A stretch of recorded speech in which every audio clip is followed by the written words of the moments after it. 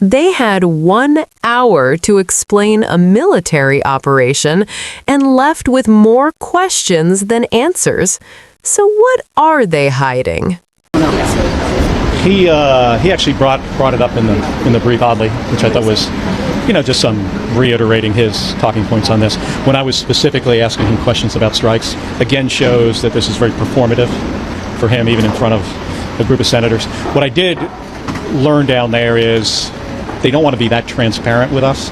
There were 6 briefers. That used up about 35 to 40 minutes of the hour that we had. And then we had 20 minutes for questions. So of 100 senators in the room, maybe 6 of us got to ask questions of the group, and then it was over, then they left. So, my takeaway from this is I have more questions now than when I walked in. They didn't give very good answers, though we did learn a few things, which in my view makes this entire operation even more questionable. When you say you have more questions, what are those questions? Well, I'm not going to get into specifically what I learned in a classified brief, but there were things that the Admiral Allen said that leads to even more questions. Senator, when you say you asked a question and Secretary Hegseth brought up investigation, how exactly? He didn't say investigation. He his talking points on the video that the 6 of us released and what he thinks about this. And then eventually I replied to him and I said, hey, these are the same views you had in 2016. Very eloquently, I said, like the way he expressed himself in 2016 about this, same issue. And I said, by the way, you were specifically speaking about this president. He didn't really say anything, and he was trying not to answer some of the specific questions that I had about these boat strikes. Some of you in that video are going to get access to see that edited video. Yeah, I'll see it tomorrow. Yeah, it should be released, certainly, to every U.S. senator. There is no reason why to pick and choose, like you're on armed services or you're on intel, you get to see this. We're all equal in this job. We represent people all across this country. And it's all of our responsibility to hold this administration, and in this case, the Department of Defense, accountable for their actions. But they have issues. Obviously, they have issues with what is in that video, and that's why they don't want everybody to see it. What we also need is open hearings so the American public can learn about this directly from the people that they employ, the Secretary of Defense, the chairman of the Joint Chiefs, the admiral in charge of the operation. All those individuals should be in a public hearing, and that video, by the way, should be released publicly. They released all the video that they liked, and then they got to one specific video that they know creates some problems for them, and for that reason they don't want it released. A few weeks ago that you trust Church Wicker is going to conduct oversight on this. Do you still feel like you have more hearings? I think he's going to try to. Yeah, sure. Do you accept anything about Secretary Hegseth's argument about the full unedited videos and the level of classification on the show? Well, I haven't seen it yet, but that's what he claims. But he showed other videos, and very quickly, by the way. They're all about getting views on his Twitter account. It's rather performative. But this operation is not like other operations that they try to compare it to. Right? There's no authorization from Congress. It is not like when we went after Al-Qaeda. This is different. And to me, this still feels like this is law enforcement. This is drug interdiction. And we don't want cocaine coming to U.S. shores. Fentanyl, by the way, is a much bigger problem. And if you took the resources that are being applied to this problem in the Caribbean, and you put those resources on the southern border at the land ports of entry with technology to detect and interdict fentanyl, that's where you're going to get some good results. Because this operation is costing millions and millions of dollars every single day.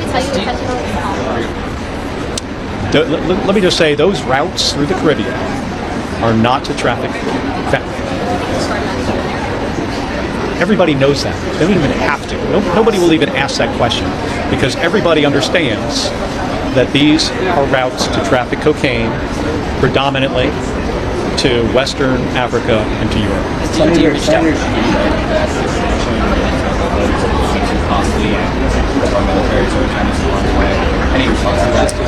Well, I have tremendous respect for Senator Sheehy. I asked a question to the Coast Guard Admiral, about how many interdictions have they done in the same period of time. I'm not going to tell you what he said, but that is the question I had for him. I think he'd be surprised by the answer. Has DOD reached out to you at all as part of their investigation? The last thing I heard from DOD regarding me personally was in 2011 when I retired from the United States and was given the Legion of Merit for my service to this country. So again, yeah, this is all a bunch of bullshit. And the reason why, I think, is because this is just about sending a message to retired service members, active duty service members, government employees. Do not speak out against this president or there will be consequences. So it's a lot bigger than, just dealing with me. And that's why they don't handle this professionally. Like you would expect at some point that DOD would notify me of an investigation, but they haven't. And they haven't because I think what they really care about is the public message. They're going after me, a U.S. Senator, for something I said that was lawful. It was the truth. It was something people are trained on. It was something that Pete Hegseth said in 2016 multiple times. And in his case, specifically about this president and his concerns. They don't want other people saying these kind of things. So they're trying to shut people up. But in this case, they picked the wrong guy, because I'm not going to shut up about this. I'm going to continue to do my job. I'm going to stick up for our Constitution.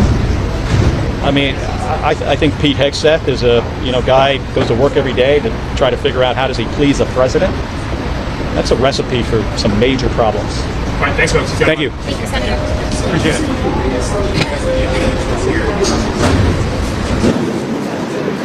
What you're hearing here isn't just frustration, it's a warning. Because when a U.S. Senator walks into a classified briefing and walks out saying, "I have more questions now than when I went in," that tells you something went very wrong behind closed doors. Think about the setup.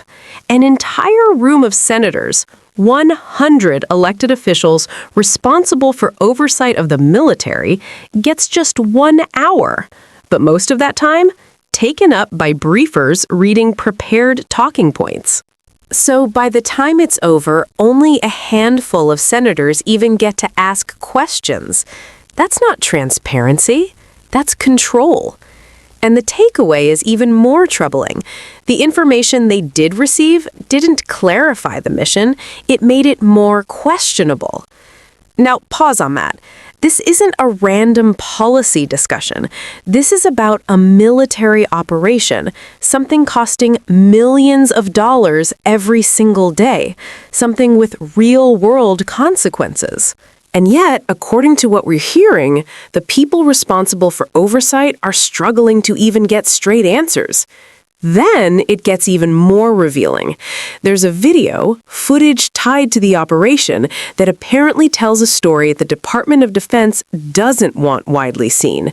They've released other clips, the ones they're comfortable with, the ones that support their narrative.